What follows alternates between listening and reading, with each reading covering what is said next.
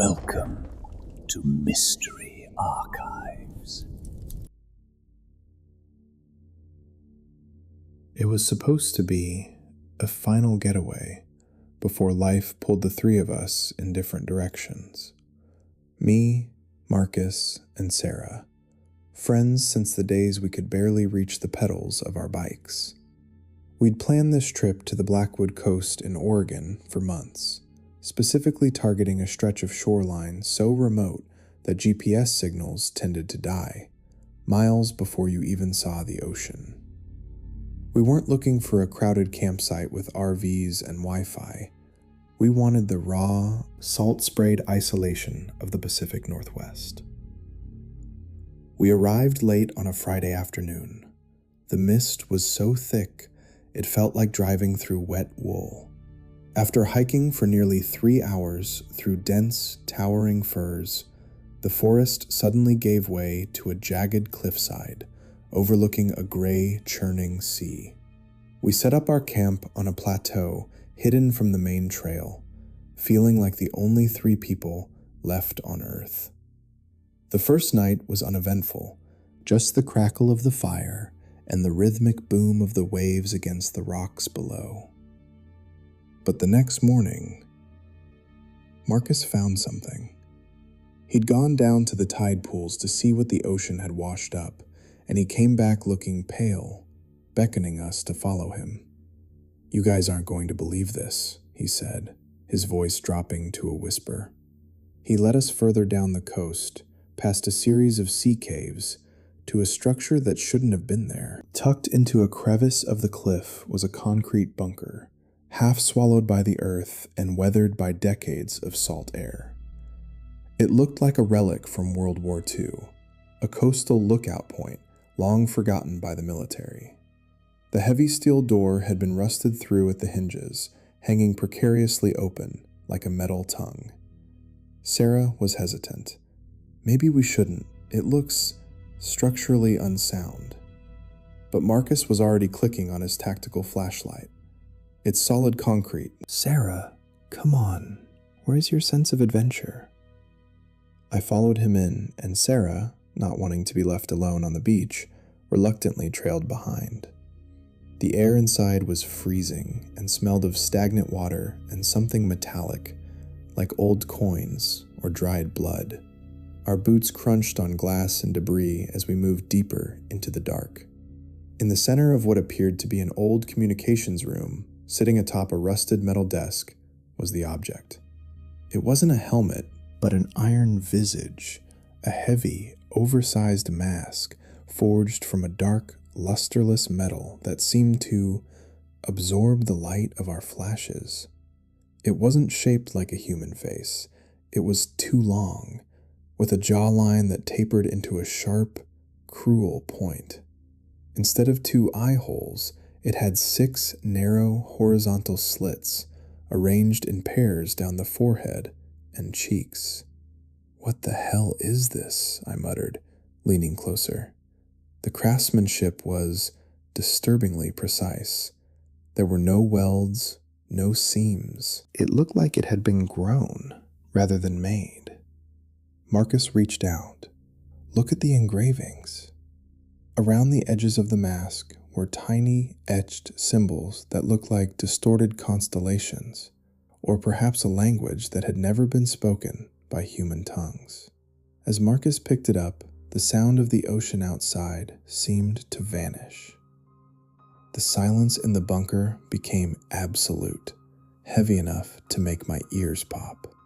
"It's heavy," Marcus said, his voice sounding thin, way too heavy for iron. He turned the mask over. The inside wasn't hollowed out to fit a human head comfortably. It was lined with small, blunt protrusions, not sharp enough to pierce the skin, but enough to grip it. "Marcus, put it down," Sarah said, her voice trembling. "I don't like the way it looks. It feels wrong." I felt it too, a cold prickle at the base of my spine. I had the distinct sensation that we weren't alone in that cramped, concrete room. I looked toward the dark corners of the bunker, half expecting to see eyes, peering back at us. "Imagine the history of this thing," Marcus whispered, ignoring her. He was staring into those 6 slits. He seemed entranced, his thumb tracing the jagged jawline. Who wore this? What did they see through these holes? Before I could stop him, he began to lift the mask toward his face. "Marcus, don't," I shouted. He froze. The mask was inches from his skin. Through the narrow slits, I saw something that turned my blood to ice. I didn't see Marcus's eyes. I saw a flicker of movement, a pale, oily reflection that didn't belong to any of us.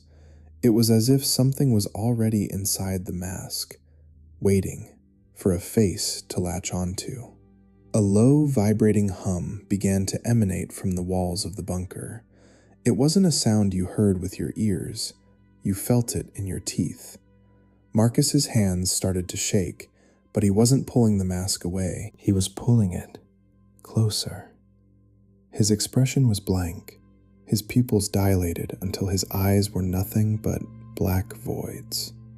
"It's calling," he breathed. I lunged forward and slapped the mask out of his hands.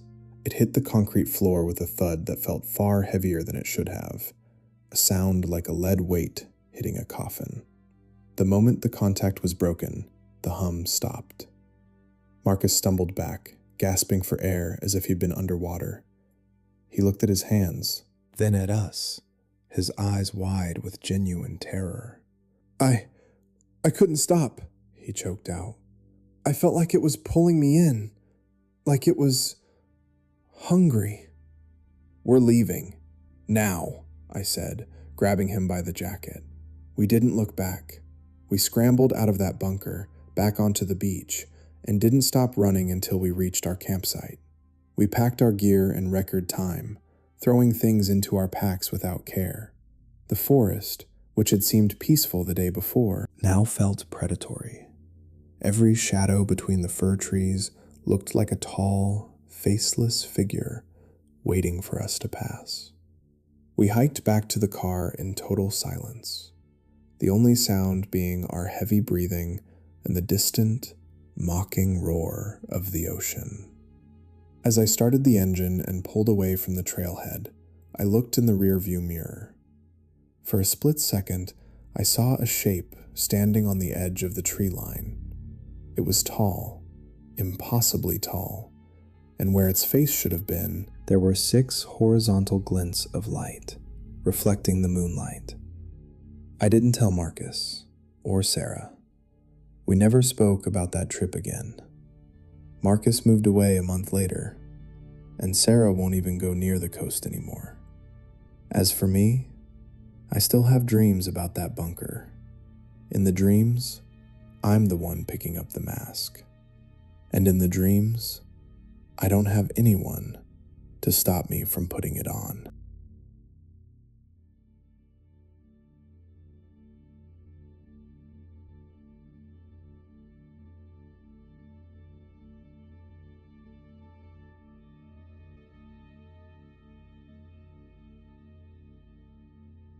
This happened about 4 years ago, when I was working the late shift at a small, cramped antique shop in a quiet corner of North London called the Gilded Hour. It wasn't the kind of place that attracted many tourists, just local collectors and the occasional eccentric looking for something different. I usually worked alone from 6 p.m. until midnight. The shop was filled with the constant rhythmic ticking of hundreds of clocks, a sound that most people find soothing, but after 6 hours of it, it starts to feel like a countdown to something you can't quite name. It was a rainy Tuesday, around 11:15 p.m. I was already starting to tidy up the counter, hoping to head out early, when the bell above the door let out a sharp, lonely chime. A man stepped in, and immediately the atmosphere in the shop shifted. He was tall, impossibly thin, and dressed in a heavy, charcoal-colored trench coat that was soaked through with rain. He didn't shake off his umbrella. He didn't even wipe his boots. He just stood there, by the door, staring at me with these pale, watery eyes that didn't seem to blink. "Can I help you with something?" I asked, trying to keep my voice professional despite the sudden chill in the room. He didn't answer at first. He just started walking toward the counter. His movements were stiff, mechanical, like a puppet being pulled by invisible strings. When he reached the glass display case, he reached into his pocket and pulled out a small velvet pouch. He placed it on the counter with a heavy thud and pushed it toward me. "It stopped," he said. His voice was a low, guttural rasp, like sandpaper rubbing against stone. I opened the pouch. Inside was a vintage, silver-plated pocket watch we had sold a week prior. But it didn't just look broken, it looked violated. The silver casing was dented as if someone had tried to pry it open with a screwdriver, and the glass face was shattered into a spiderweb of cracks. But the strangest part was the smell. A faint, sickly sweet odor of decay was leaking from the gears. "I'm sorry, sir," I said, looking up at him, "but our policy is quite clear on damaged items. This watch has been, well, it's been destroyed. We can't offer a refund for something in this condition." The man didn't move. He just stared at me, his face a mask of cold, pale flesh. The silence in the shop became suffocating. Even the ticking of the other clocks seemed to grow quieter, as if they were waiting for his reaction. "I want my money back," he whispered, each word dripping with a quiet, simmering rage. "I understand," I replied, my heart starting to hammer against my ribs. "But as I said, the damage is far beyond a simple malfunction.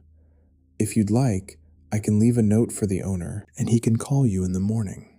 Before I could finish, he lunged forward, slamming his palms onto the glass counter with enough force to make the display cases rattle. He leaned in close, so close I could see the broken capillaries in his eyes, and the smell from the watch was now overwhelming, coming from him. "You will pay me now," he hissed. I stepped back, my hand hovering near the silent alarm button under the counter. "Sir, you need to calm down, or I'll have to call the police." He didn't flinch at the mention of the police. Instead, he reached over the counter, his long, bony fingers clawing at the air toward my throat. I ducked just in time, feeling the cold air of his movement brush against my skin. He was growling now, a sound that wasn't human, a deep, vibratory thrum that seemed to come from his chest. He grabbed a heavy brass clock from the nearby shelf, and for a second, I thought he was going to crush my skull with it. "Give me the cash," he demanded, his face contorting into something hideous, something predatory. I realized then that this wasn't about the money. He was looking for a reason to hurt someone. My hands were shaking so hard I could barely function, but I managed to hit the alarm, and then I reached into the register, grabbing a handful of notes, whatever was on top, and threw them at him. The money fluttered to the floor, scattered across his wet boots. He stopped. He looked down at the bills, then back at me. A slow, jagged smile spreading across his thin lips. It was the most terrifying thing I've ever seen. He didn't pick up the money. He just reached out, picked up the broken silver watch, and tucked it back into his pouch. "I'll be seeing you again," he whispered, his voice suddenly calm, almost pleasant. He turned around and walked out the door, as slowly and mechanically as he had entered. The bell chimed again, and then silence. The police arrived 10 minutes later, but he was long gone. They checked the CCTV, but the footage was strange. Every time the man moved, the image would flicker and distort, leaving him as nothing more than a blurred, gray shadow. I quit that job the very next day. I didn't even go back for my final paycheck. I just had them mail it to me. It's been years, and I still live in a different part of the city. But every time I hear the chime of a shop bell or the rhythmic ticking of a clock, I find myself looking over my shoulder, half expecting to see those pale, watery eyes watching me from the shadows, waiting for his next refund.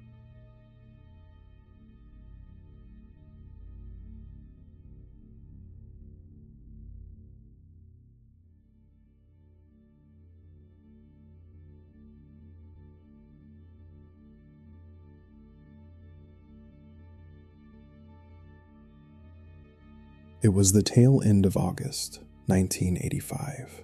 The air in West Virginia was so thick you could almost taste the humidity, a heavy, cloying heat that seemed to trap every sound within the valley. We were 3 friends, just on the cusp of that terrifying transition into real adulthood. There was me, Gabe, and Julian. We'd known each other since we were barely old enough to tie our own laces, and this trip, this hike into the heart of Black Ridge, was supposed to be our last stand against the inevitable. We wanted to get away from the static, the noise of the world, and the looming shadow of careers and responsibilities. We packed my old beat-up Chevy truck with enough gear to last a week, though we only planned for 3 days.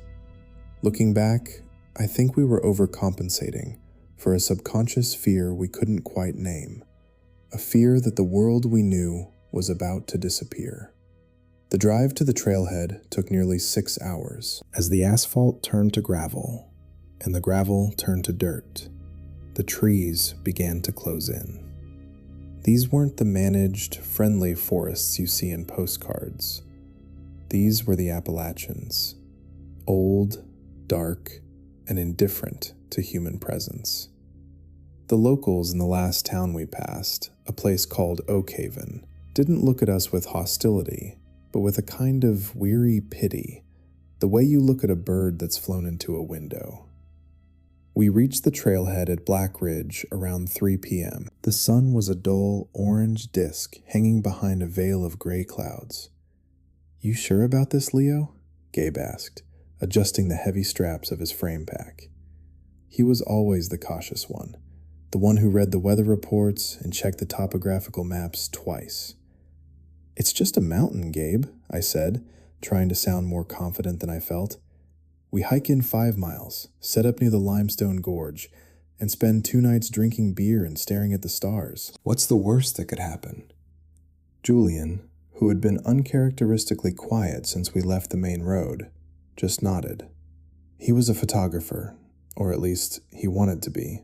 He had his Leica hanging around his neck, a piece of equipment that cost more than his car. He was looking at the tree line with a strange intensity, as if he was trying to see through the bark and the leaves. "The light is wrong here," he muttered, almost to himself. "It's like the shadows are deeper than they should be." We started the hike, the rhythm of our boots on the dry earth becoming the only soundtrack. For the first 2 miles, it was beautiful. The scent of pine and damp earth was intoxicating. But as we pushed higher into the ridge, the atmosphere shifted. The bird calls stopped. The wind, which had been a constant companion, simply died. The silence that followed wasn't peaceful. It was heavy. It was the kind of silence that makes your ears ring. A silence that feels like it's waiting for a scream.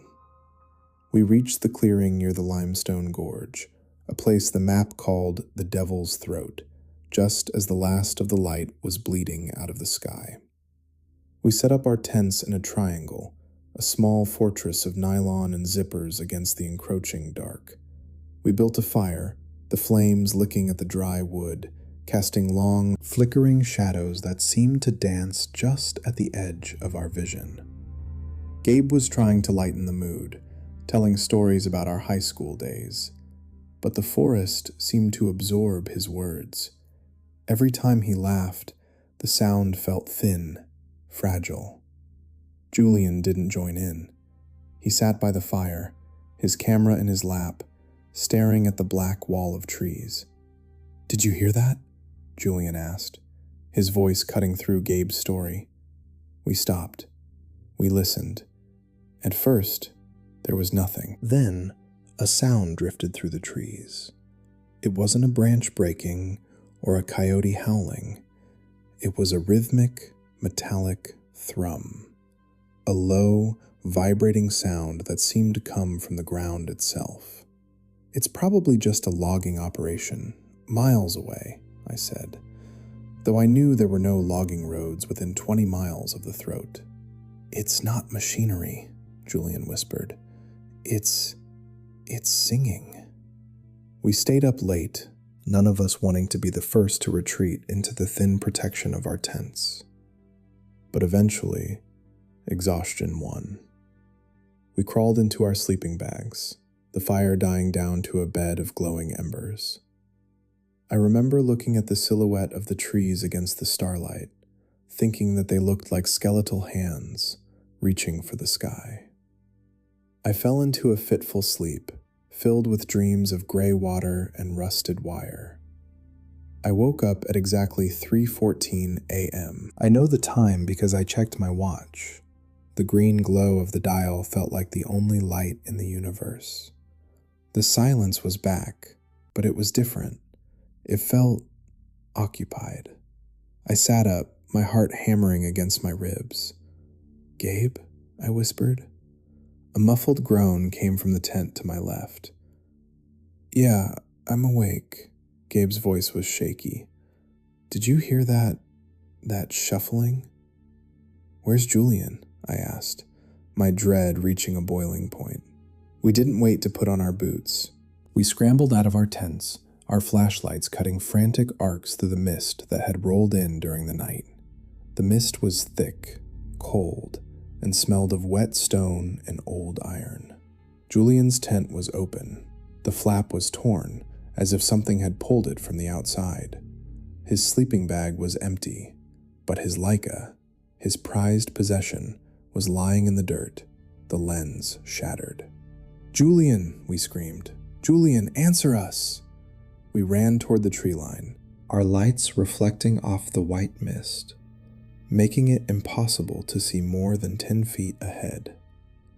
We called for him for an hour, our voices growing hoarse, the panic turning into a cold, paralyzing terror. And then we found the trail. It wasn't a trail of footprints. It was a trail of things. Julian's flannel shirt was snagged on a briar, then his boot, then a handful of film canisters, scattered like breadcrumbs. The trail led us away from the camp, toward the very edge of the gorge, where the limestone dropped hundreds of feet into the darkness of the throat. We found him, 50 yards from the cliff's edge. I wish I could tell you he'd just fallen. I wish I could tell you it was an animal.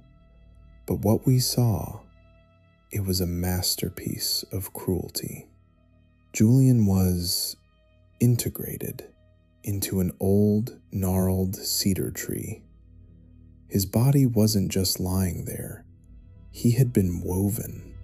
Thin, flexible branches had been pulled through the soft tissue of his arms and legs, pinning him to the trunk in a way that defied anatomy. His clothes had been removed with surgical precision, and his skin, it had been etched.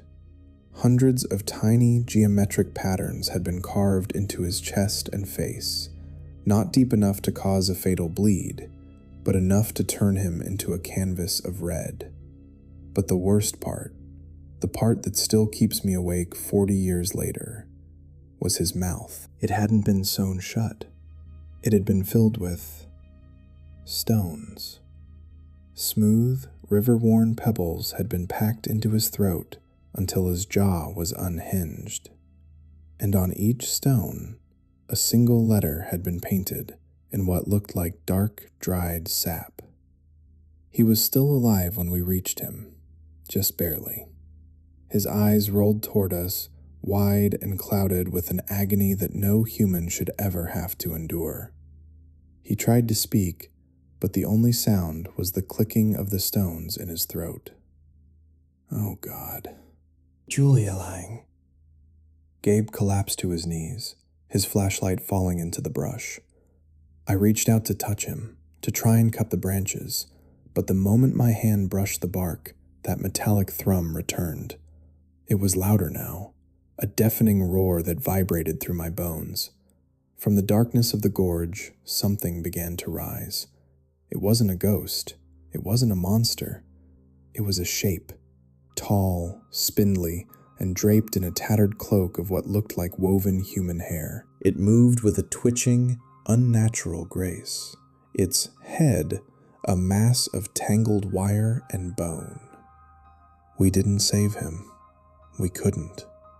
We ran, fueled by an instinct so primal it bypassed all logic. We didn't go back for the camp. We didn't go back for the truck. We ran through the woods, the branches tearing at our skin, the sound of that metallic hum chasing us all the way to the valley floor. The authorities didn't believe us, not at first. They thought we'd had a psychotic break, or that we'd killed him ourselves. But when they finally reached the tree, there was nothing there. No Julian, no branches, just a clean, empty cedar tree and a pile of river stones arranged in a perfect circle on the ground. The stones were gone by the time the forensics team arrived the next day. Julian was declared a missing person. Gabe and I were the primary suspects for years, until the lack of evidence eventually forced the police to look elsewhere. But there was nowhere else to look. Julian was gone, evaporated into the silence of the ridge. Gabe never recovered. He spent the rest of his life in and out of institutions, talking about the Weaver and the songs in the stone.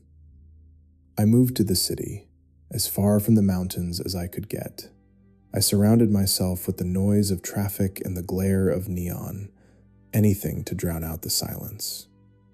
But sometimes, when the air gets thick and the humidity rises, I'll be sitting in my apartment and I'll hear it. A low, rhythmic, metallic thrum coming from the vents. And I'll look at my hands and I'll see the faint geometric patterns beginning to itch under my skin. Because the Weaver doesn't just take your body, it takes your story. And I know, one day, it's going to come back to finish the patterns it started on me 40 years ago.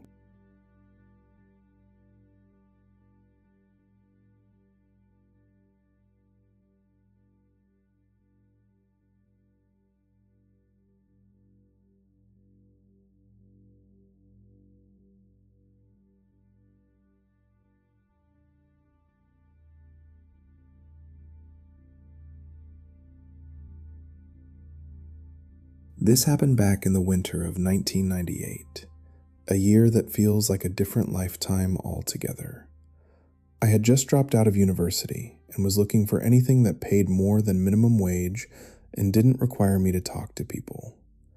I found a listing for a night shift archival custodian at the Blackwood Athenaeum, a massive 5-story stone library tucked away in a fog-heavy valley in Massachusetts. The building was a relic of the late 1800s, all dark mahogany, stained glass, and narrow winding staircases that felt like they were designed to make you lose your way. My job was simple, or so they told me. From 9 p.m. to 7 a.m., I was responsible for patrolling the stacks, ensuring the climate control systems were functioning, and making sure no urban explorers tried to break into the restricted basement vaults where the really old stuff was kept. The first few weeks were intoxicatingly quiet. There's a specific kind of silence you only find in old libraries. It's not just the absence of noise. It's the weight of millions of words pressing in on you from every side. I would walk the floors with my flashlight, the beam catching the gold leaf lettering on the spines of books that hadn't been touched in a century. The ventilation system in Blackwood was a beast of its own, an antiquated network of massive iron ducts and brass grates that groaned and whistled whenever the heat kicked on. It sounded like the building was breathing, a slow, rhythmic wheeze that followed me from floor to floor. It was during my second month that things started to feel off. I was patrolling the third floor, the history of medicine wing, when I noticed a faint, sickly sweet smell. It wasn't the smell of old paper or floor wax. It was something organic, like rotting fruit mixed with unwashed hair. I followed the scent to a corner of the stacks where the shelves met a large, decorative brass ventilation grate near the floor. I knelt down and noticed that the dust on the floor was disturbed. Not just moved, but swept clean, as if something had been dragged across it repeatedly. I shone my light into the grate. About 5 feet back into the dark duct, I saw something white. I unscrewed the grate, a task that took some effort as the screws were old and rusted, and reached in. What I pulled out wasn't trash. Not exactly. It was a collection of hundreds of small, white, porcelain doll heads. They were old, stained with soot, and arranged in a perfect, neat line inside the duct. My heart did a strange, cold stutter in my chest. I put the grate back and reported it to the head librarian, Mr. Sterling, the next morning. He was a man who looked like he was made of parchment himself. He didn't even look up from his ledger. "It's an old building, Elias," he said, his voice thin and dry. "Probably left over from some long-forgotten renovation, or a prank by the university students decades ago. Just clear it out and get back to your rounds." But I couldn't just clear it out. That night, as I walked past the same grate, I felt a sudden, sharp prickle at the base of my neck. I stopped and listened. Scratch, scratch, scratch. It was coming from inside the wall. A dry, rhythmic sound, like a fingernail clicking against metal. It wasn't the sound of a rat. It was too heavy, too deliberate. I began to notice more things. On the 4th floor, I found a small nest made of shredded 19th century newspapers tucked behind the air handler unit in the mechanical room. Inside the nest were empty tins of sardines, all opened with a jagged tool, and a pair of spectacles that I recognized immediately. They belonged to Mr. Henderson, the custodian who had disappeared 2 months before I was hired. The police had assumed he'd just walked away from his life, but seeing his glasses there and a nest of paper made my blood turn to ice. I began to realize that I wasn't alone in Blackwood. Someone, or something, was living in the spaces between the walls, moving through the ventilation shafts like a shadow through a vein. One night, around 3 a.m., the curiosity became too much for the fear to contain. I decided to follow the main ventilation trunk down into the sub-basement 2, a level that wasn't even on the official map. It was a labyrinth of steam pipes and old pneumatic tubes used for sending messages between floors a century ago. The air down there was stagnant, and the smell I'd noticed on the 3rd floor was now overwhelming. I found a heavy steel door that led to a maintenance crawl space. It had been left slightly ajar, and the floor was covered in more of those white doll heads. I squeezed through the door, my flashlight beam cutting through the gloom. I found myself in a wide, circular chamber that sat directly beneath the library's main rotunda. And there, in the center, was the library. Someone had built an elaborate living space. Shelves made of scavenged wood held hundreds of rare books, all stolen from the restricted vaults. There was a mattress made of thousands of catalog cards, and a small desk where a single candle was burning, its flame flickering in the draft from the vents. But it was the walls that made me want to scream. They were covered in pages torn from journals, and on every page was a hand-drawn map of my movements. 9:15 p.m., second floor, east stack. 11:30 p.m., break room. 1:45 a.m., third floor. 3 a.m., mechanical room. There were sketches of me, dozens of them. Sketches of me sleeping in the break room. Sketches of me looking at the doll heads. Sketches of me from angles that were impossible unless the person was standing directly above me. Thud. The sound came from the darkness above the desk. I turned my light upward, and the beam caught a face peering down from a wide ventilation opening in the ceiling. It was a man, if you could still call him that. His skin was the color of a mushroom, translucent and pale from years of darkness. His eyes were wide, the pupils so dilated they were nothing but black holes, and his hair was a wild, matted halo of white.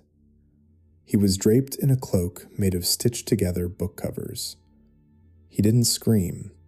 He didn't growl. He just smiled. "You're late for your rounds, Elias," he whispered. His voice was a dry rattle, like dead leaves blowing across a tombstone. I didn't think. I didn't breathe. I just ran. I scrambled back through the maintenance door, my boots slipping on the doll heads, the sound of them clacking together like teeth following me. I could hear him behind me, not running, but sliding. He was moving through the ducts, his body supple and thin from years of navigating the narrow iron passages. Clang, clang, clang. Every time I passed an air grate, I could see a flash of his white cloak. He was parallel to me, moving with a terrifying, mechanical speed. He was trying to get ahead of me, to the main security door. I reached the elevator, frantically mashing the button, but the power suddenly cut out. The library was plunged into a darkness so absolute it felt physical. My flashlight was the only thing keeping the world from vanishing. "The air is so much better in the walls." His voice drifted down from a vent directly above my head. "It's quiet, Elias. No one can hear you." Read.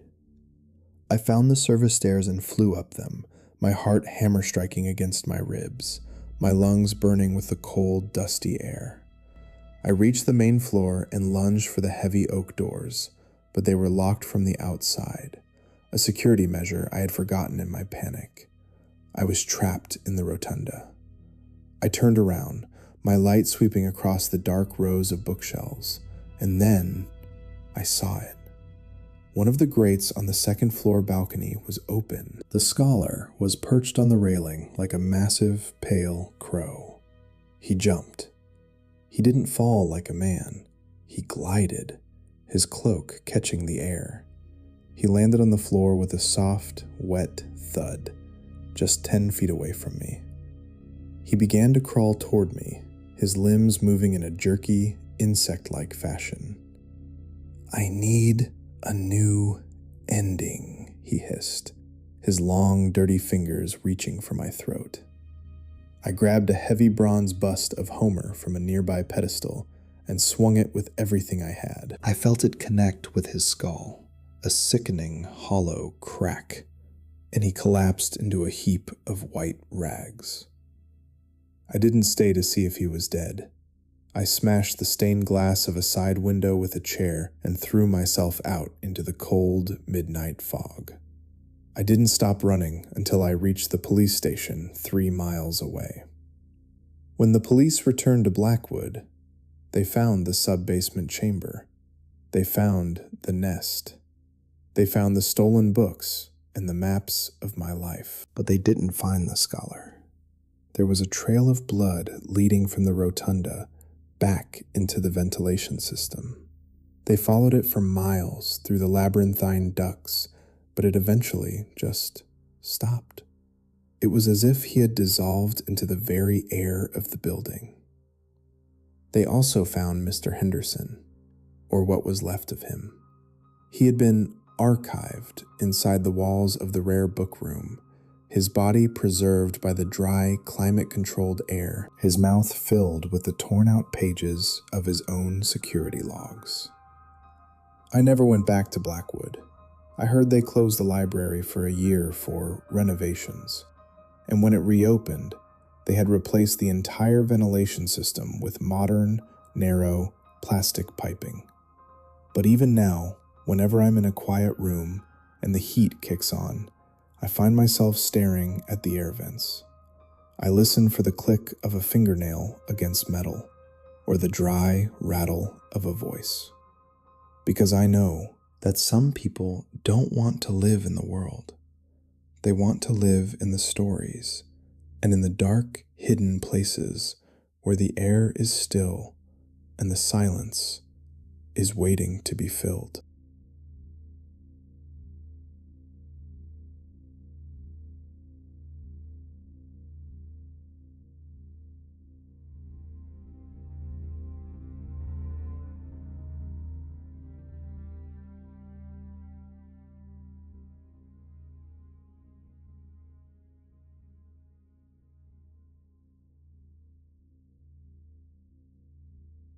It was mid-October, the kind of autumn that feels more like a slow decay than a change of seasons. The air in Devon was thick, damp, and smelled of wet peat and ancient stone. We were 3 friends, me, Rowan, and Silas. We had been hiking the moors for years, but we had grown bored of the marked trails and the tourist traps. We wanted something raw.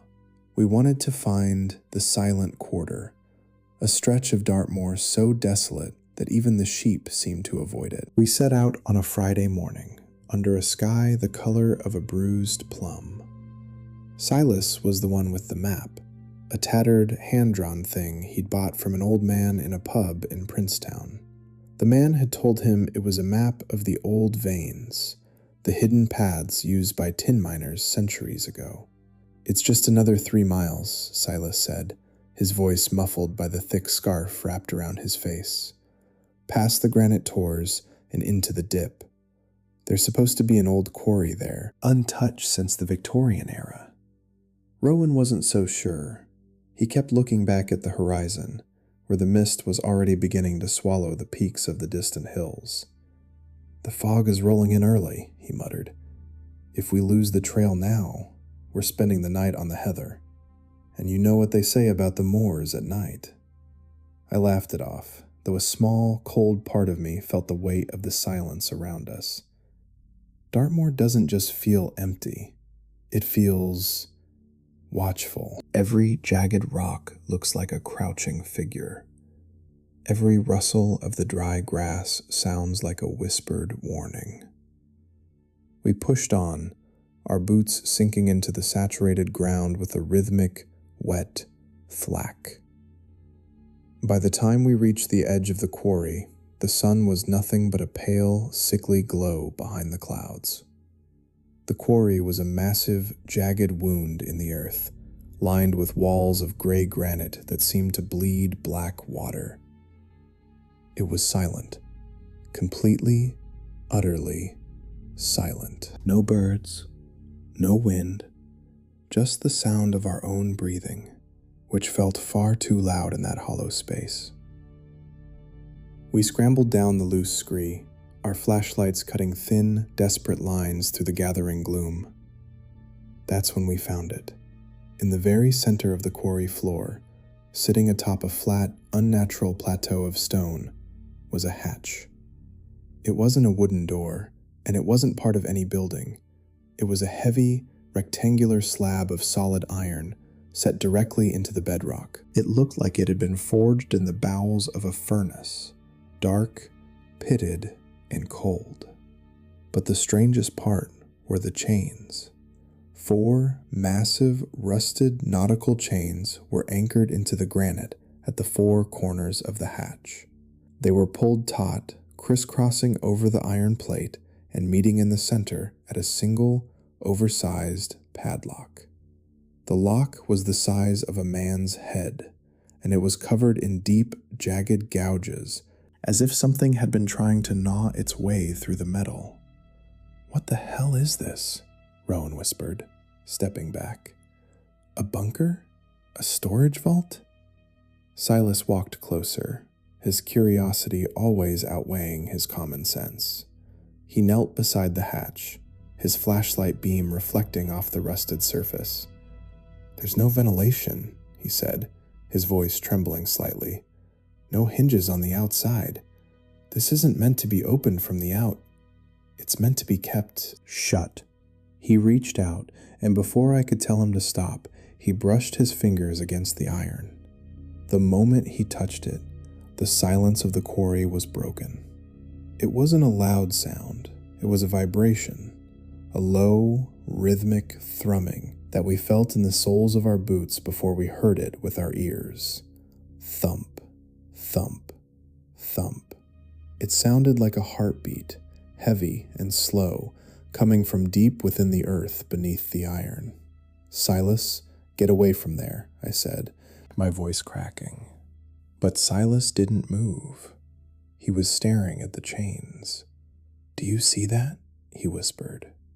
I looked. The chains, which had been pulled taut for God knows how many years, were beginning to slacken. Slowly, inch by inch, the iron hatch was shifting. It wasn't opening. It was pulsing. Every time that low thrum shook the ground, the hatch would lift just a fraction of a millimeter, and a puff of freezing, foul-smelling air would hiss out from the gaps. The smell was indescribable. It smelled of stagnant water, old copper, and something sharply metallic, like fresh blood on a cold blade. "We need to go," Rowan said, his voice rising in panic. "We need to go, right now." Suddenly, the thrumming stopped. The silence that followed was even more terrifying. We stood there, frozen, staring at that iron plate in the middle of the dark quarry. And then, from directly beneath the hatch, came a sound that I will take to my grave. It was a scratch. A long, slow screech of metal against metal. It sounded like someone was dragging a serrated blade along the underside of the iron plate. It was deliberate. It was intelligent. And then, a voice. It didn't come from the air. It felt like it came from inside my own skull. It wasn't a word. It was a name. It whispered my name in a tone that was so hollow, so devoid of life, that it made my stomach turn. Silas bolted. He didn't say a word. He just turned and scrambled up the quarry walls like his life depended on it. Rowan was right behind him. I stayed for 1 second too long. I saw the oversized padlock, the one covered in gouges. In the beam of my flashlight, I saw the lock snap. The thick iron shackle didn't just break, it shattered like glass. The chains began to slide off the hatch, clattering against the stone with a sound like thunder.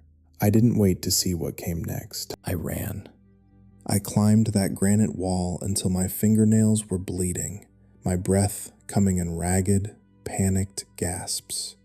I didn't look back, even when I heard the sound of a heavy, metallic thud echoing from the bottom of the quarry, the sound of something heavy hitting the ground. We ran through the moor in total darkness. The mist was so thick we couldn't see our own hands, but we didn't care. We ran until we hit the gravel road, and we didn't stop until we reached the lights of the first village. We told the police, of course. They sent a team out 2 days later, when the fog had cleared. They found the quarry. They found the stone plateau, but there was no hatch. There were no chains. There was only a jagged, empty hole in the bedrock, leading down into a darkness so deep that their searchlights couldn't find the bottom. They found Silas's flashlight lying on the edge of the pit. The plastic had been melted as if it had been exposed to extreme heat. The official report said it was an undiscovered mine shaft, a geological anomaly, but I know what I saw. I know the sound of that lock shattering. Silas moved away a month later. He doesn't answer my calls. Rowan still lives in Devon, but he won't go near the moors. He keeps his curtains closed, even during the day. As for me, I moved to the city. I live on the 10th floor of an apartment complex, as far from the ground as I can get. But sometimes, in the middle of the night, when the building is quiet, I'll feel it. A low, rhythmic thrumming coming from the floorboards. And then the scratching starts. Slow, deliberate, and patient. Because whatever was under that iron hatch, it knows my name. And it's been walking ever since that night, trying to find the door to the world it left behind.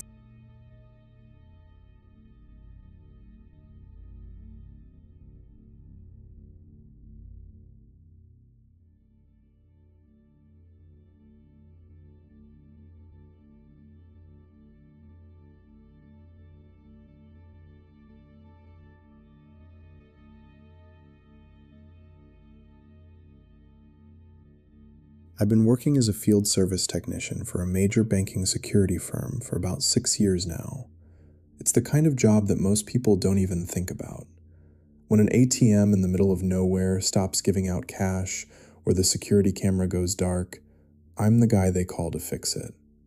Usually, I work the graveyard shift because the banks want the machines up and running before the first commuters hit the road at 6 a.m. I'm used to the solitude. I actually enjoy the long drives through the desert, the way the moonlight reflects off the salt flats, the hum of my van's engine being the only sound for 50 miles. But there's a specific kind of vulnerability that comes with being a guy carrying a bag of high-end tools and a master key in places where cell service goes to die. This happened last November. I was heading out to a remote town called Black Ridge, right on the edge of the Nevada-Utah border. A small credit union there had reported a mechanical failure in their drive-through terminal. By the time I finished the job, it was nearly 2:15 a.m., and I realized I was dangerously low on fuel. The only place open for 60 miles in any direction was a decrepit, neon-lit station called Red Rock Stop. As I pulled into the lot, the first thing I noticed was the silence. It wasn't just the lack of traffic.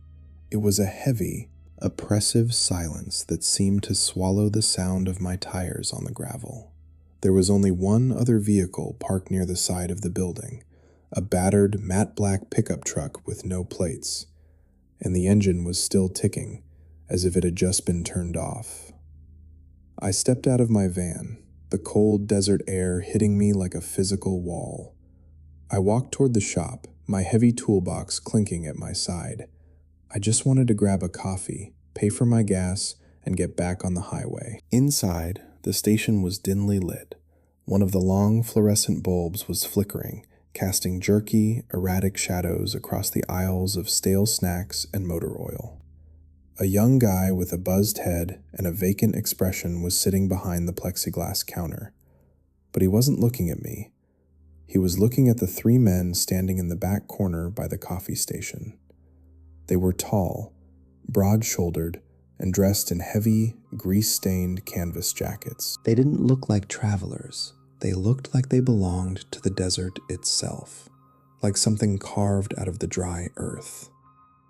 The moment I stepped inside, all 3 of them stopped talking. They turned their heads in perfect unison, staring at me with a cold, predatory curiosity. I nodded a brief hello, trying to keep my posture relaxed, and headed toward the coffee. I could feel their eyes on my back, a physical weight that made the hair on my arms stand up. I started filling a cup, the sound of the liquid hitting the plastic feeling deafening in the silence. "That's a lot of tools you got there, friend," one of them said. His voice was a low, gravelly rasp, the kind of voice that comes from years of cheap cigarettes and screaming over wind. I didn't turn around immediately. I finished capping my cup first. "Comes with the job," I replied, turning to face them. The man who had spoken was leaning against a shelf of engine coolant, a jagged scar running from his temple down to his jawline. He was smiling, but his eyes remained flat, dead. The other two were slowly moving, drifting apart like wolves flanking a stray sheep. "Must be a lucrative job, fixing those money boxes," the second one added, his voice lighter, almost mocking. He was playing with a heavy brass lighter. Flick, clink, flick, clink. "Bet you have a key for just about anything, don't you?" "I just fixed the hardware," I said, my heart starting to thud against my ribs. "I don't handle the cash. That's a different crew." It was a lie, and I could tell they knew it, or they didn't care. The three of them began to close the distance, moving with a slow, deliberate pace that told me they weren't in any hurry. They knew I had nowhere to go. My van was parked 20 yards away, and the kid behind the counter had already ducked his head, pretending to be very busy with a stack of lottery tickets. "Nant looked tired," the man with the scar whispered. He was only 6 feet away now. "You shouldn't be driving this late. Not with all those valuable things in your van. Why don't you stay a while? We can talk about keys." I didn't answer. I reached into my pocket, pulled out a $20 bill, and set it on the counter near the plexiglass. "Keep the change for the gas," I told the kid, my voice surprisingly steady. Then, I did something I'd rehearsed in my head 1,000 times, but never thought I'd have to do. I didn't run. If I ran, they'd be on me before I reached the door. I reached into my tool bag and pulled out my heavy-duty, industrial-grade steel torque wrench. It was nearly 2 feet long and weighed about 5 pounds. I didn't raise it like a club. I just held it at my side, the metal glinting under the flickering light. "I'm leaving now," I said, looking the man with the scar directly in the eyes. "And if any of you follow me to that van, I'm going to assume you're looking for a demonstration of how this wrench works on a human skull." The silence returned, but this time it was sharp, electric. The man with the lighter stopped flicking it. The man with the scar stopped smiling. For 5 long seconds, no one breathed. Then, slowly, the man with the scar stepped aside. He gave a mock bow, gesturing toward the door. "Safe travels, technician," he hissed. I backed out of that shop, never taking my eyes off them. I reached my van, threw the tools inside, and floored it. I didn't even look at the gas pump. I didn't look in the rearview mirror until I was 5 miles down the road, doing 90 in a 60 zone. When I finally looked, I saw 2 faint pinpricks of light in the distance. The black pickup. They followed me for nearly 30 miles, staying just far enough back that I couldn't see the driver, but close enough that I knew they were there. I didn't stop. I didn't slow down. I called the state patrol, giving them my location and a description of the truck. The moment I saw the blue and red lights of a cruiser cresting a hill in the opposite direction, the black truck slammed on its brakes, pulled a hard U-turn across the median, and vanished back into the desert shadows. I didn't sleep that night. I haven't taken a job in that sector since. Sometimes, when I'm working on an ATM late at night, and I hear the sound of a truck engine idling nearby, I'll find my hand instinctively reaching for that torque wrench, because I know those men are still out there, somewhere in the dark, waiting for someone who isn't carrying a heavy enough tool to fight back.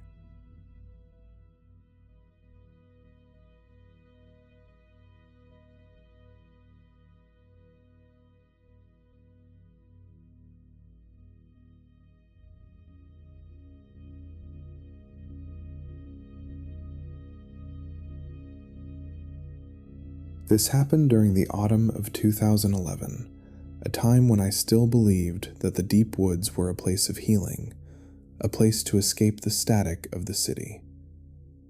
I was with two of my closest friends, Ben and Chloe.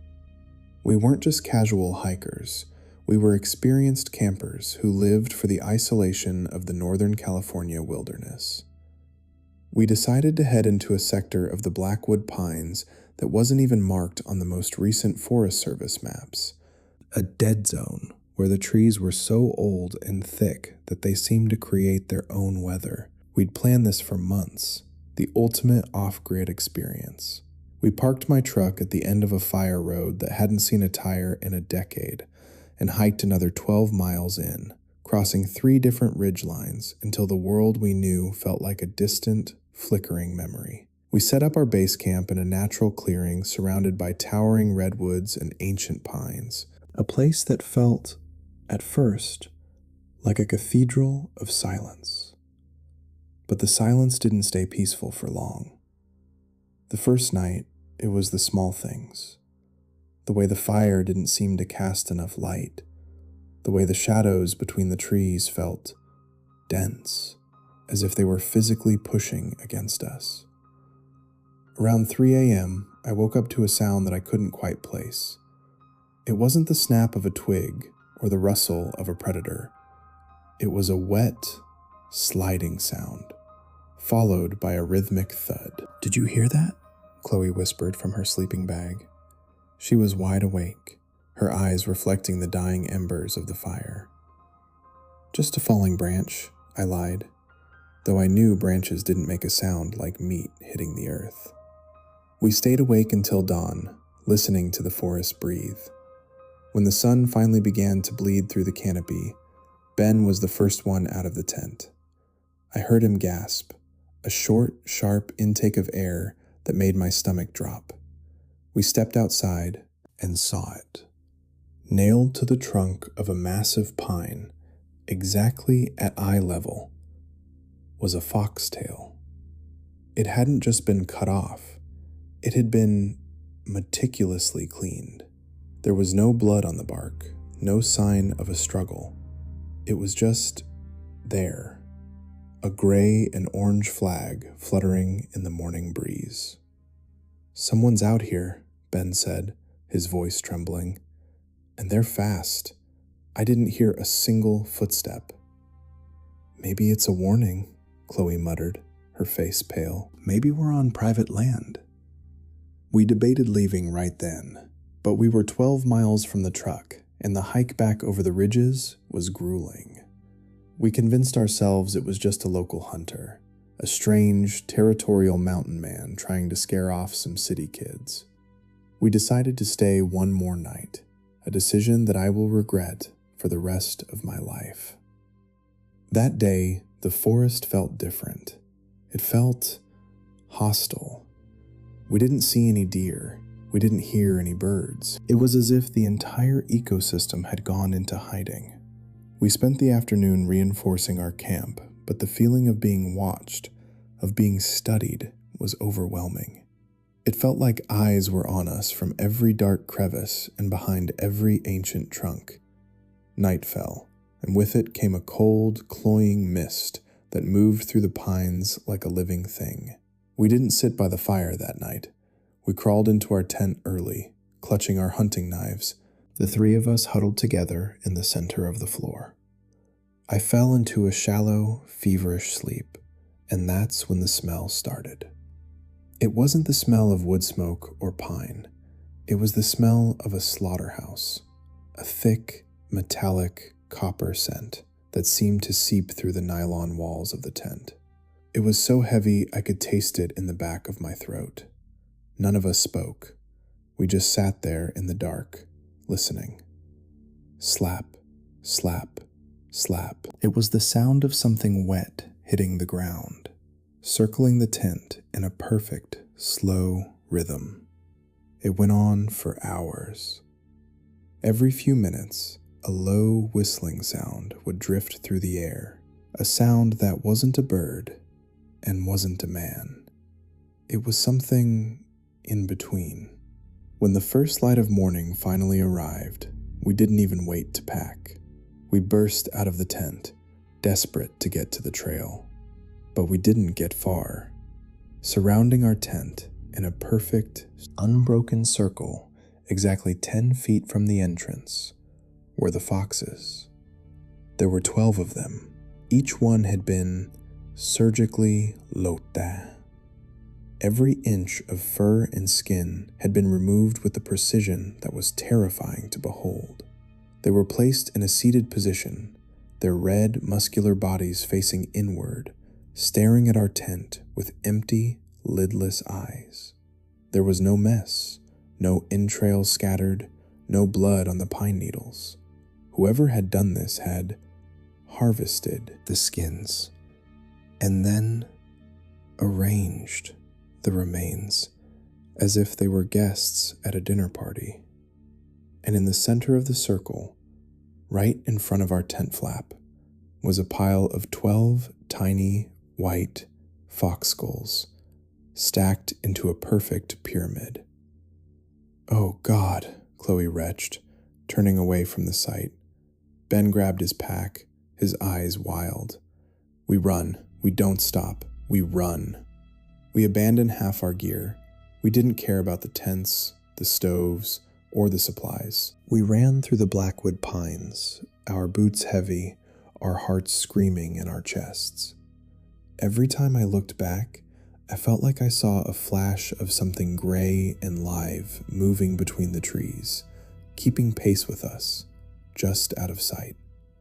The whistle followed us. It drifted through the trees, sometimes ahead of us, sometimes behind, a high, mocking note that seemed to celebrate our terror.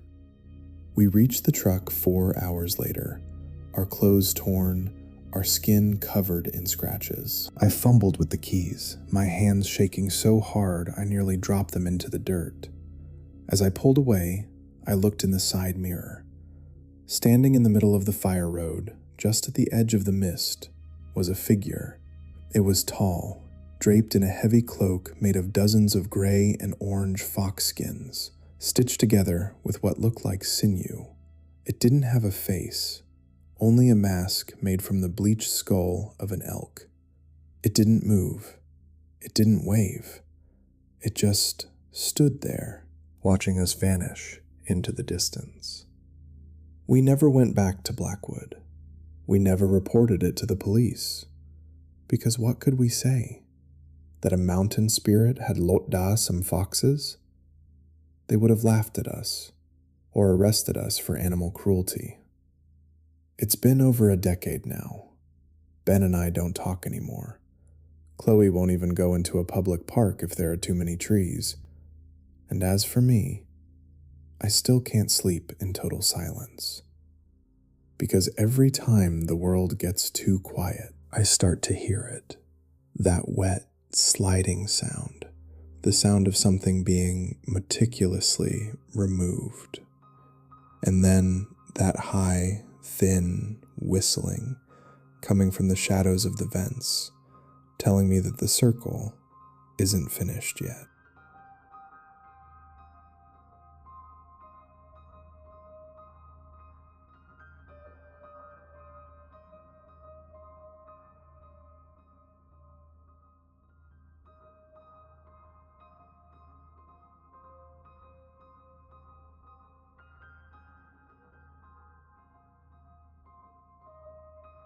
There is a specific kind of silence that only exists above the clouds. It isn't the peaceful silence of a forest or the empty silence of a desert. It's a pressurized, artificial stillness, the kind that makes your inner ear thrum with a constant low-frequency vibration. I spent 3 years of my life immersed in that silence, working as a senior structural glass consultant for the Ether Tower in Shanghai, one of the tallest, most ambitious architectural feats in human history. My office wasn't in the basement or on a middle floor. It was on the 114th level, a specialized observation deck known as the Void Lounge. The floor there wasn't made of concrete or steel. It was made of triple reinforced, ion-strengthened glass. To the average tourist, walking across it was a thrill, a chance to look down through 1,500 feet of empty air at the glowing neon veins of the city below. But for me, it was a constant, shimmering reminder of just how little actually stood between us and the abyss. People always ask me, how do you trust it? How do you know it won't just snap? I would give them the technical answer. I'd talk about the molecular bonding of the glass, the redundant layers of polymer interlayers, the fact that each panel could support the weight of 2 school buses. I spoke with confidence because that was my job. But late at night, when the tourists were gone and the cleaning crews were just shadows in the periphery, I would look at those panels and I would feel a cold, primal dread creeping up my spine. Because glass, no matter how strong, is still a liquid in a solid state. It is an unstable material, constantly fighting against the laws of physics.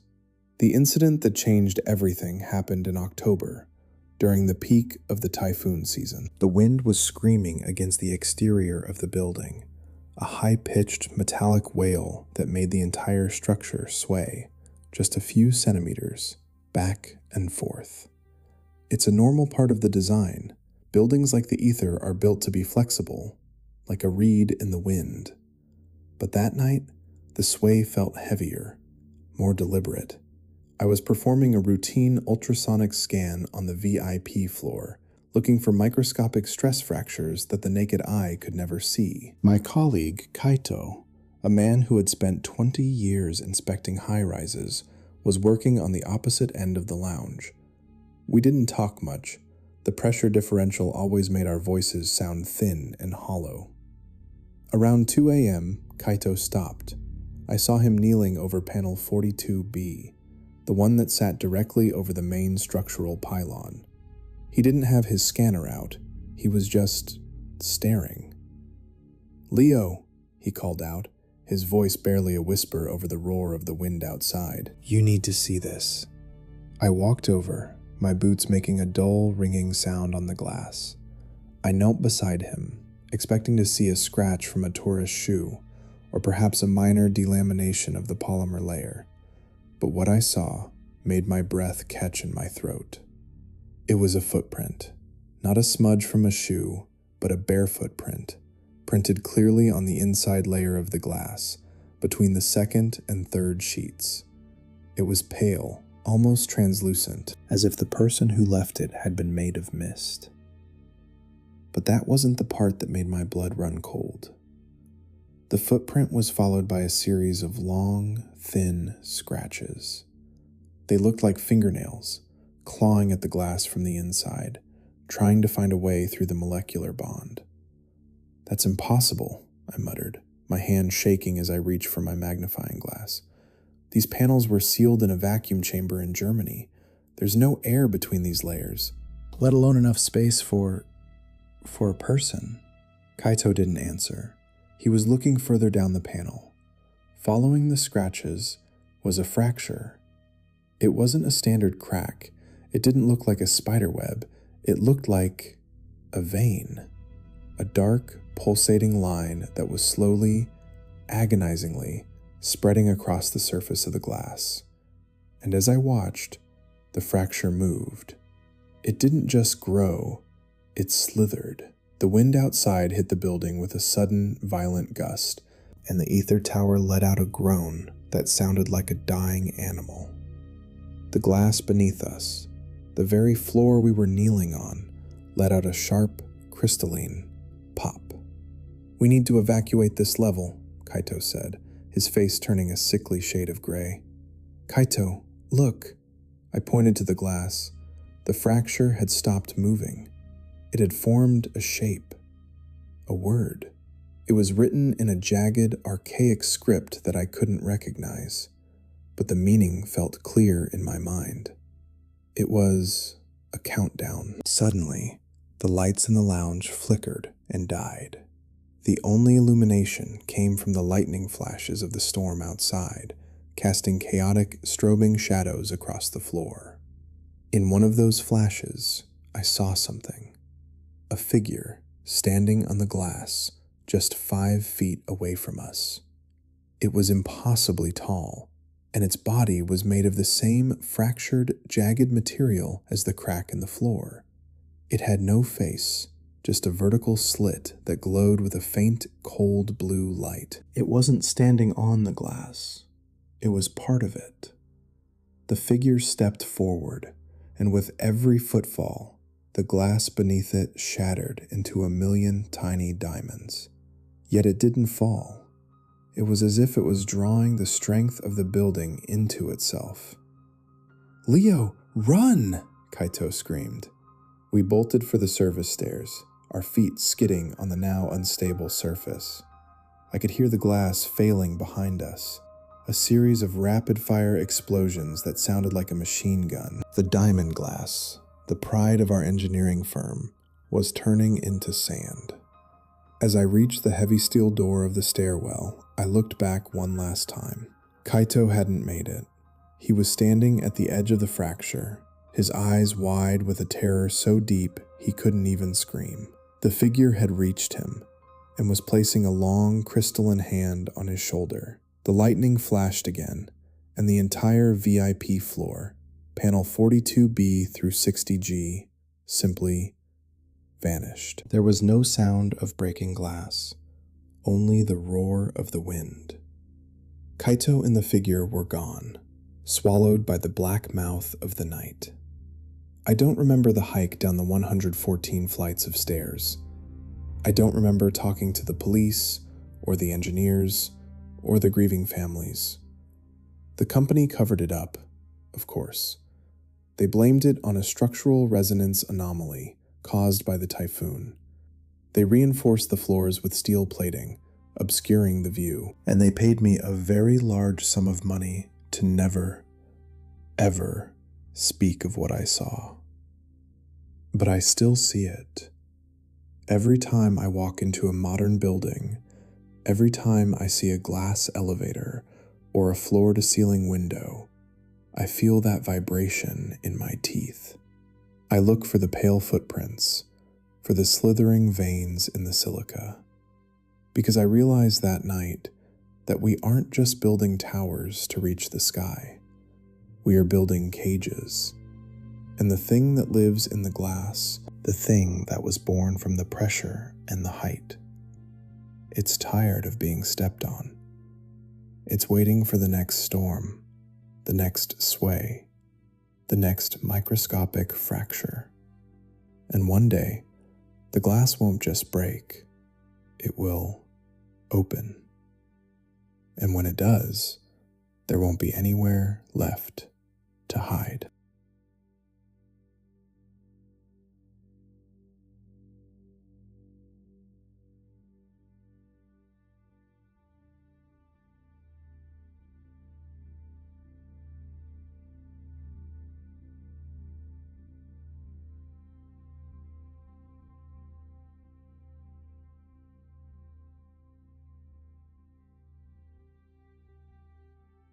It was late August, 1994. The heat in southern Louisiana wasn't just weather, it was an entity. It was a thick, wet blanket that smelled of stagnant water, sulfur, and rotting cypress wood. I was part of a multi-agency task force, me, 2 state troopers, and a local deputy who looked like he'd rather be anywhere else on God's green earth than standing on the edge of the Blackwater Bayou. We were looking for a man named Elias Thorne. The press called him the Weaver, a name that didn't even begin to cover the depravity of what he left behind. Thorne had been on the run for 3 weeks after escaping from a high-security transport, and the trail had gone cold until a fisherman reported seeing a pale, spindly man moving into an abandoned plantation house deep in the heart of the unmapped marshlands. We didn't take the main road. There weren't any. We took an airboat as far as the reeds would allow, and then we hiked the rest of the way through knee-deep muck and swarms of mosquitoes that felt like they were trying to carry us away. The house, when it finally emerged from the mist, looked like a skeleton. It was a massive 3-story Victorian structure that had been swallowed by the swamp. Vines of Spanish moss hung from the balconies like tattered funeral veils, and the wood was so rotted it looked like bruised skin. "Check your safeties," I whispered, my voice barely audible over the rhythmic buzzing of the cicadas. The deputy, a man named Miller, wiped sweat from his eyes and nodded. He was clutching his shotgun so hard his knuckles were white. We approached the porch, the wood groaning under our weight with a sound like snapping bone. The front door was missing, leaving a gaping black mouth that seemed to be exhaling the scent of old copper and wet fur. We entered the foyer, our flashlights cutting long, dusty beams through the darkness. The air inside was still, pressurized, and so heavy with dust that it felt like we were breathing through wool. "Thorn, task force, come out with your hands visible," I yelled. The only response was the sound of a distant, rhythmic drip. We began the sweep, room by room, floor by floor. The first thing we noticed wasn't the man, it was the weaving. Thorn didn't just hide, he transformed his environment. In the formal dining room, the walls were covered in intricate, sickening lattices made of swamp reeds, fishing line, and things that weren't immediately identifiable. I stepped closer to one of the weavings, my flashlight beam trembling. It wasn't just reeds. Tucked into the knots were thousands of small, delicate bones. Bird skulls, possum ribs, and things that looked far too much like human phalanges. They were arranged in geometric patterns that made my head swim if I looked at them for too long. "He's been here a long time," Miller whispered, his voice cracking. "This isn't the work of a few days. This is a temple." We moved to the second floor. The smell was getting stronger now, a cloying, sweet rot that made me want to gag. We reached the master bedroom at the end of the hall. The door was closed. I signaled to the troopers. 1, 2, 3. We kicked the door in. The room was empty, of people, but it was filled with them. Hanging from the ceiling by rusted wire were dozens of animal carcasses. Alligators, cranes, wild dogs. They hadn't been just killed, they had been hollowed out. Their skins had been meticulously removed and then sewn back together, but they were stuffed with the same reeds and moss we'd seen downstairs. They were suspended at different heights, so that walking into the room meant brushing against their cold, leathery bodies. "Look at the floor," one of the troopers muttered. In the center of the room, beneath the hanging menagerie, was a circle made of salt and human hair. And in the center of that circle was a single silver pocket watch. My heart stopped. It was the watch belonging to the lead investigator of the Thorn case, a man who had disappeared 2 years ago. That's when the sound started. It wasn't a footstep. It was a voice, a low, whistling, humming that seemed to be coming from the walls themselves. It was a melody, old and discordant, like a child trying to remember a lullaby after decades of silence. "Above us," I whispered. We looked up. There was a crawlspace access in the ceiling, a small dark square that looked back at us like an eye. I didn't wait. I grabbed a chair, climbed up, and shoved my flashlight into the hole. The beam hit a pair of eyes, reflecting the light with a pale, amber glint. Elias Thorn was crouched in the rafters, his body so thin it looked like he was made of nothing but shadow and bone. He was naked, his skin covered in the same etched symbols we'd seen on the weavings downstairs. He wasn't holding a gun. He was holding a long, thin needle, made of bone. "The pattern," he whispered, his voice a dry, rattling hiss. "The pattern is almost complete." "Get down, now!" I screamed. Thorn didn't move. He smiled, a slow, jagged expression that revealed teeth that had been filed into points. And then he jumped. But he didn't jump at us. He jumped backward, into the darkness of the attic. We heard him scuttling across the rafters with the speed of a centipede. We scrambled into the attic, our lights dancing wildly, but there was no sign of him. The attic was a labyrinth of rotted beams and more of those horrific weavings. We searched every corner, every shadow, but Thorn had vanished. We found a hole in the back of the house, leading down into the dark, churning water of the bayou. He had slipped away, back into the muck and the reeds that he called home. The task force spent another week searching the marsh, but it was like chasing a ghost. We brought in specialists to dismantle the house, but the weavings were so complex that they actually held the structure together. When they tried to remove the main nest in the attic, the entire plantation house collapsed into the swamp, burying the evidence and the remains Thorn had collected over the years. I left the task force a month later. They say Thorn is still out there. Sometimes, on those long, humid nights when the moon is just a sliver in the sky, people in the bayou report seeing a tall, spindly figure moving through the cypress trees.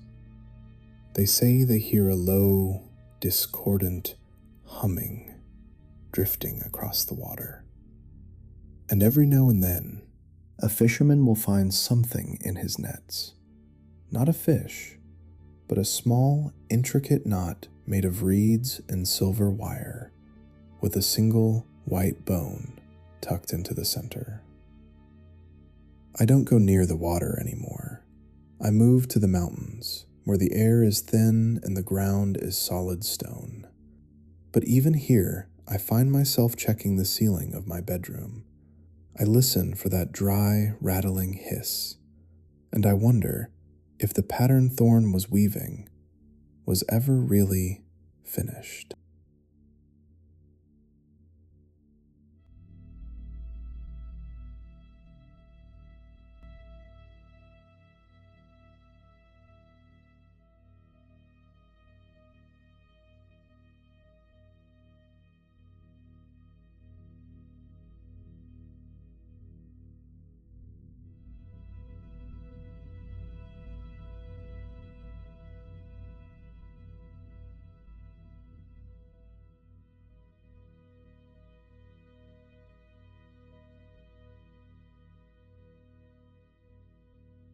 It didn't start with a blow or a shattered plate. It started with the silence, the kind of cold, heavy silence that settles into the floorboards and stays there long after the sun has gone down. I spent 7 years of my life in that silence, trapped in a beautiful, salt-worn house on the jagged edges of St. Jude's Point, Maine. My husband, Elias, was a man of high standing in the town. People saw him as the pillar of the community, the man who restored the old lighthouse, the man who donated to the local church. But they didn't see the man who came home after dark. They didn't see the man who counted the miles on my car's odometer every single night, or the man who dictated exactly how many minutes I was allowed to spend at the grocery store. Elias didn't need to raise his hand to keep me in line. He used his words like a scalpel, precision cutting away my confidence until I was nothing but a ghost in my own home. I was a prisoner in a gown, living in a cage of gray stone and crashing waves. And then there was Maya, my sweet 5-year-old Maya, who had her father's dark hair, but, thank God, my mother's gentle heart. She was the only reason I still drew breath. I watched her playing on the rocky beach, her small hands picking up sea glass, and I realized that if I didn't leave, the silence of that house would eventually swallow her too. The turning point came on a Tuesday in November, a day when the Atlantic was throwing itself against the cliffs with a violent, mindless rage. Elias had left for a business trip in Portland, or so he said. I was cleaning the attic, a place he rarely let me enter, when I found it. Tucked behind a stack of moth-eaten naval charts was an old, leather-bound trunk. It wasn't locked. Inside, beneath a layer of yellowed newspapers, was a metal lockbox. I spent 3 hours trying every key in the house, until finally, the lid clicked open. It was filled with cash. Thousands, maybe tens of thousands of dollars, and a set of divorce papers from a woman I had never heard of, a woman who had lived in this house before me. The papers were dated 10 years ago, and they were covered in dark, reddish stains that I refused to identify as blood. In that moment, the fear that had been my constant companion for 7 years turned into something else. It turned into a cold, sharp resolve. I didn't pack a suitcase. Elias would notice a missing bag. Instead, I began to hide small things. A pair of Maya's shoes in the crawlspace, my passport in the lining of a winter coat, a handful of bills inside a hollowed-out book. Every day was a gamble, a high-stakes game of nerves. I would look Elias in the eye during dinner, listening to him complain about the soup, while my heart hammered a frantic rhythm against my ribs, praying he couldn't hear the scream echoing in my mind. "You look tired, Elena," he would say, his eyes tracking the slight tremor in my hand. "Perhaps you should stay inside more. The sea air is unsettling you." I would just nod and smile and wait for the dark.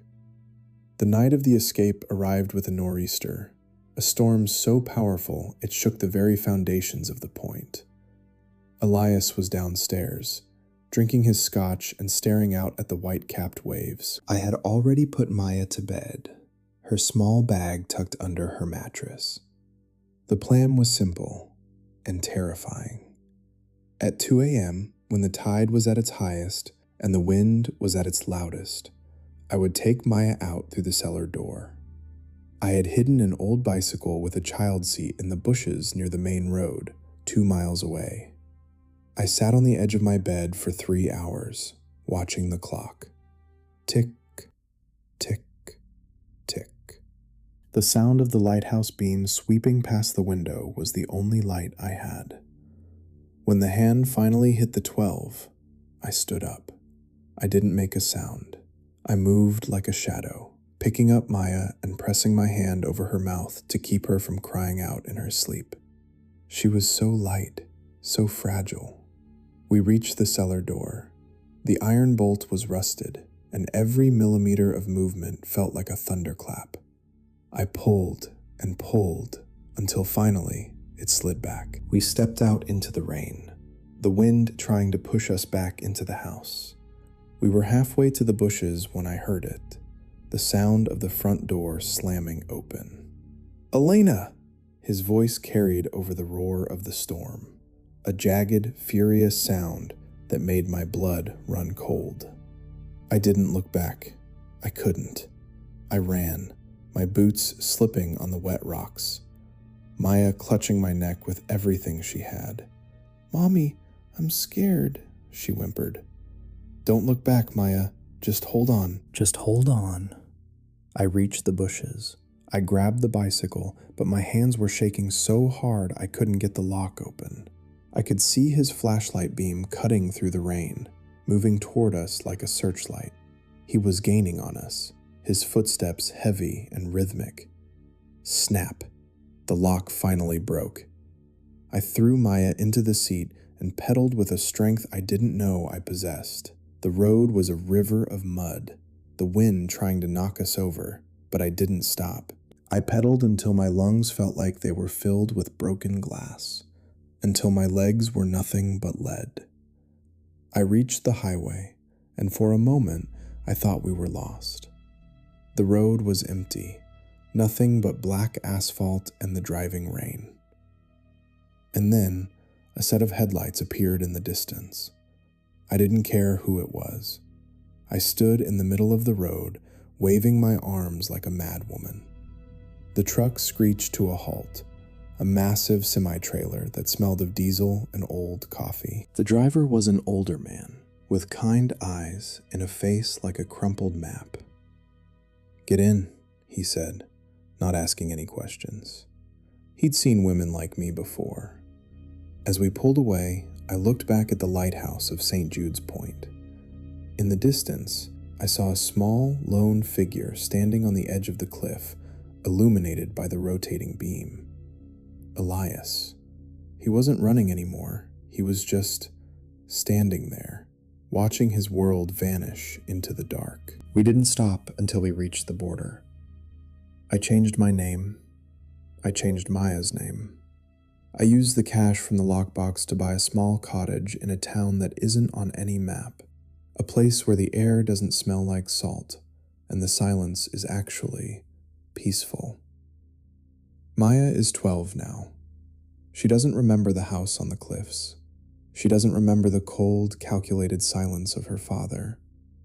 She only knows the sound of the wind through the trees and the safety of a door that stays unlocked. But sometimes, in the middle of a storm, I'll find myself standing by the window. I'll look out at the dark, and for a split second, I'll hear the sound of an iron bolt sliding back.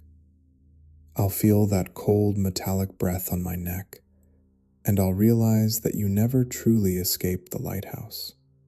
You just learn to live in the spaces where the light can't find you.